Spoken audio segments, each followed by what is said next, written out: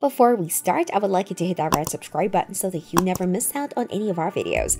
Hey guys, what's up? Welcome back to Tech Digest. Number 1. If it ain't broke, don't fix it. At the end of the day, installing an operating system is a fairly technical task. That doesn't mean it's hard, not at all, but it's still something most people will never do. It's scary sounding like being asked to replace the engine in your car or swap out your home's breaker box. The risk is high if something goes wrong.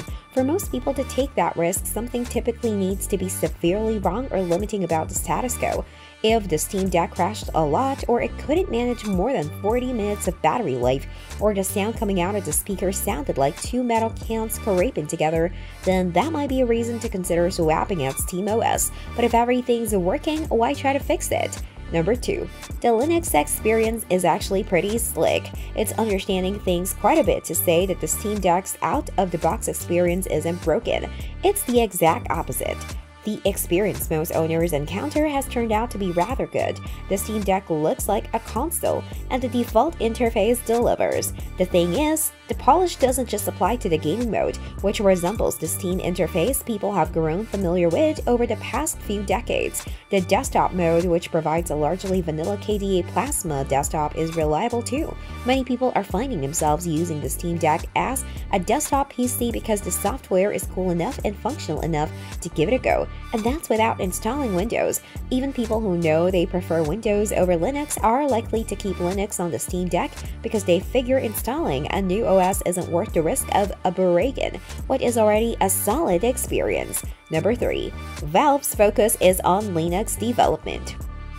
Not only is SteamOS okay enough as is, but over the course of its first year, the software steadily improved. Someone who orders a Steam Deck 1 year after launch may not receive radically different hardware from someone who placed a pre-order, but they are getting their hands on a much better software experience. Valve is pouring time and money into improving SteamOS, but this isn't a matter of applying surface-level patches. According to an interview with The Verge, Valve is paying over 100 developers to work on the underlying free and open-source Linux software that make the Steam Deck possible. While Valve does nothing to stop you from installing Windows and has even provided some help for those trying to do so, the company isn't heavily invested in providing a better Windows experience on the Steam Deck. So if you want the optimal experience with the latest Deck-specific updates, you want to stick with Linux. Number 4. The list of verified games is growing rapidly.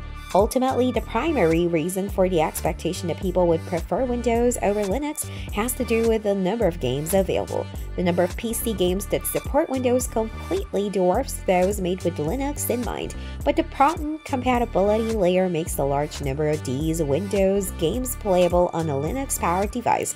When you turn on a Steam Deck or browse through the Steam catalog, you see games marked as Deck verified, meaning everything should just work, or playable games that should work but may come with a few quirks or require a little extra fiddling. Valve doesn't actually distinguish between games made for Linux and those that depend on Proton, and it doesn't need to, because the difference doesn't matter to the player. As long as the game works and the performance is good, most people don't give a second thought to what technology is making it all happen. The number of games that are Deck verified or playable has skyrocketed since the Steam Deck's launch, and the number continues to grow. Most people who game on the Steam Deck treat it like a console with an insanely large library of titles, and if a game they wanted to play isn't supported, they move on to a different one. That game might become playable in the future. Relatively few are willing to install Windows in an attempt to get access to the shrinking number of games that aren't yet supported. Number 5. The Windows experience isn't as good. Lastly, if you do opt to install Windows on the Steam Deck, the experience isn't something most of us would consider an improvement. The hardware doesn't interact with a desktop quite as smoothly, since there's less focus and testing on making the two mesh well together. You feel like you shoehorned an OS onto a device it wasn't intended for. When Windows first became available for the Steam Deck, there weren't yet audio drivers available to make the device's speakers and headphone jack work, limiting people to Bluetooth and the USB-C port. Ironically, this is the flip side of the usual experience where people encounter issues using Linux on a machine that shipped with Windows. As the situation highlights, many of the advantages people give Windows or Linux has more to do with the advantages that come with being pre-installed than the OS itself. When you buy PCs that ship with Linux instead, the experience is just as smooth and reliable, if not more so. This brings us to the end of our video. I hope you enjoyed it. Hit like if you did, and don't forget to subscribe to our channel so that you don't miss any of our videos in the future. Also, watch the 2 videos that are on your screen because I'm sure you love them. With that, I'll see you in the next video.